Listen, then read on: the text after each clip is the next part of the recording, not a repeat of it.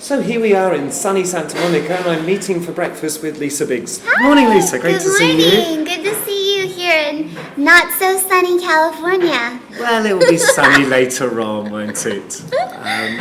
Lisa, great that you could meet with us this morning. Thanks. And it's been Thanks fantastic. for paying for my breakfast. Yeah, I'm very generous. What can I do?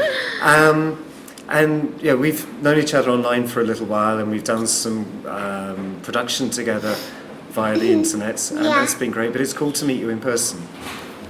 So good to meet you too. Yeah. Okay, just maybe to explain, we're in the cafe, so we have just had breakfast, so apologies for any background noise, but unlike some voiceover podcasts, this is a real cafe. Trish, you didn't mean that. Okay. No, we love the other one. Anyway, Lisa, you've got a very special voice. Really? And Do you think I yes. could do voiceovers?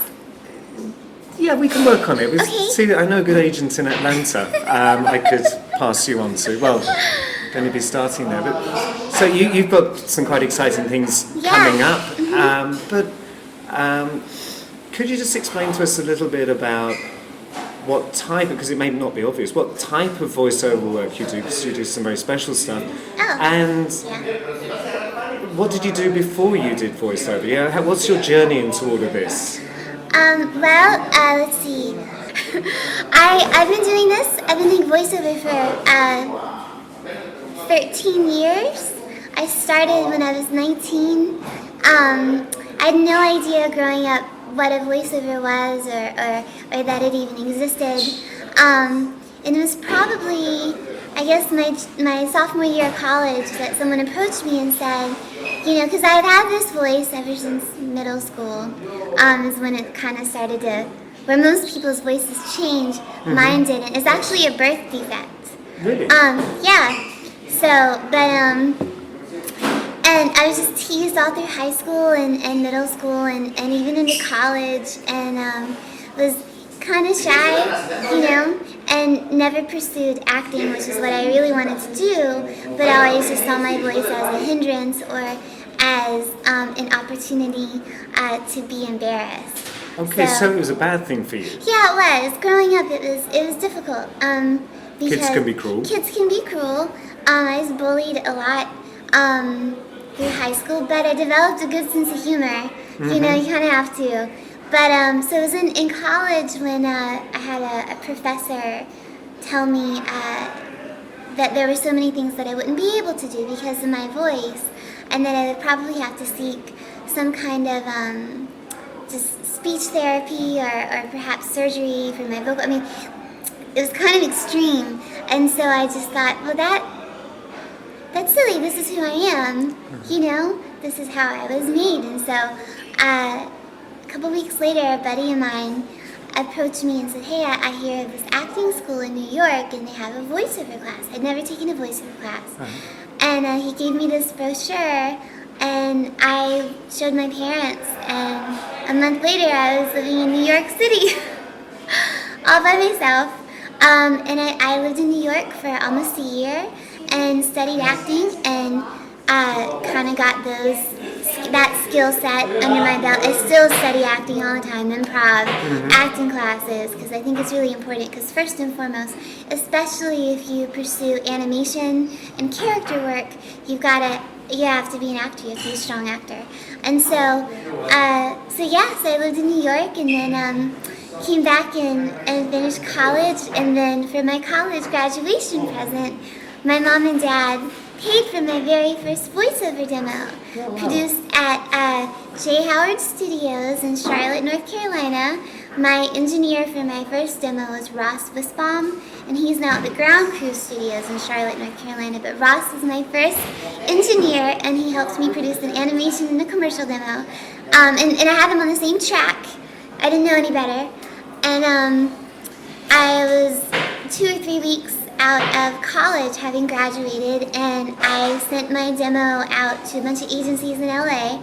Had no idea what the heck I was doing. Okay. And landed a huge agent, one of the biggest agents in the country, picked me up as green as I could be. They picked me up still and gave me a chance. And of course, after that, the jobs just came pouring in and you were inundated Yes. with work. Yes, I became a millionaire overnight. Uh-huh. No. What happened? I was with this agency for a long time, and I was in LA for a long time, and I was working, and booking, pretty regularly, but not, enough to really make a living, especially in a town like Los Angeles. And I ended up moving back to the East Coast after several years in LA in this market, and kind of gave up on voiceover, thinking, what's the point if you're not in New York, if you're not in LA? How could you possibly make a living? And so I kind of gave it up and decided maybe I would go to grad school and started pursuing some other things, and worked for an organization for a while called Young Life and worked with high school kids. And so for a while, my only voiceover work was doing silly voices for like 15 and 16-year-olds at summer camp, and but one day I was working at a gym, at an upscale gym in downtown Charlotte, and I was preparing to go to grad school. And this producer showed up, and he owns a studio in Charlotte. His name is John Cosby. He's really wonderful. He owns the ground crew in Charlotte, North Carolina, and he was a member of the gym.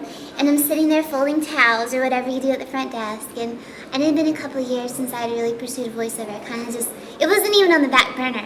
I just kind of gave it up because I figured I'm not in a major market, and I have a niche voice. Like, there's no work for me. Sure.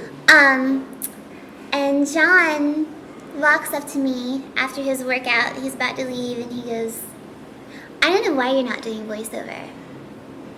He's like, why are you wasting that? My talent, I guess. And I was like, why? I got other stuff going on, and, life is bigger than just voiceover. And then he left, and I thought about it, and I was like, why am I not doing voiceover? Like, that is pretty wasteful. I mean, if you have a gift, if you have a dream, anything you want to do, you can do. You just got to make it happen. And so, shortly thereafter, I kind of started to get my ducks back in a row, and just teamed up with some amazing people to help me give my round two in this industry. Kind of a kick in the butt so I could get going, and that's been several years. And I'm really fortunate that I've been able to. I'm back in LA now until Saturday, actually. Because you've got another turn coming up. I've got another chapter to start in my voiceover adventure book. As I was offered the opportunity to be an agent. We love her, yes.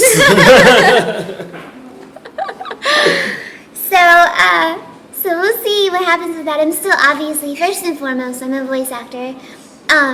That's my passion. That's what I feel like I'm really good at. But I am fascinated with this industry and with the business, and I also love the people in this industry, and I love helping other people in their journey. Part of the reason I created Voxy Ladies was just for that, because I was going to ask you about that. So Voxy Ladies is part of you've created this brand. Yeah, this brand, and it's a co-op of women. It's a selective collective of female voice talent from, now we're international. We have a girl in Brazil, but we were just in the U.S. We've got girls in Los Angeles and New York, and in kind of the southeast, Atlanta, Asheville, Charlotte area. And I created that just because I do love this business, and I love to see other people succeed, and having, certain, I don't want to say, my voice is so specific that I really had to navigate my own way through this journey. And so I've been able to pick up some things along the way, and been able to help other people with their businesses too, and their approach to coming at this as a profession. And so having close relationships with people like that helps you to brainstorm and to develop ideas. Yeah, it really does. It's inspiring, and it's encouraging, and there is, for me especially, there's a level of accountability that I have, because I know these girls are behind me and I'm behind them, and we're working together. And so, it's kind of one of those no man left behind kind of things.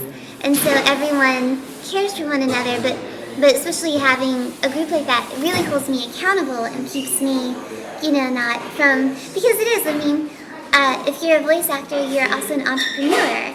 Okay. And so you have to be responsible for yourself and for your business. And pushing yourself forward. Pushing yourself. Nobody else is going to do it, And so having that has been really a driving force for me, and has created a lot of great opportunities like this one that I'm about to take. Yeah. To be, well, that's fantastic. I look forward to seeing the unfolding story in the coming weeks, months, and years. Me too. And, yeah. Come on, make it happen. What's your okay? We've got the grinder going. What's your voice age? What's the normal age of your character? My signature sound is this right here. This voice. My natural voice is about 6 or 7. 6 or 7. Well, you know what? I'm really looking forward to seeing my 6-year-old. So it's been Hi, William. It's been great to have the reminder of what I've been missing for the last couple of weeks. Yeah. And we look forward to hopefully you and William working together sometime. I know. And we'll see where that goes. So thank you so much for your time this morning, Lisa. And Thank you. it's been lovely to meet you. It's good to meet you too. Yay!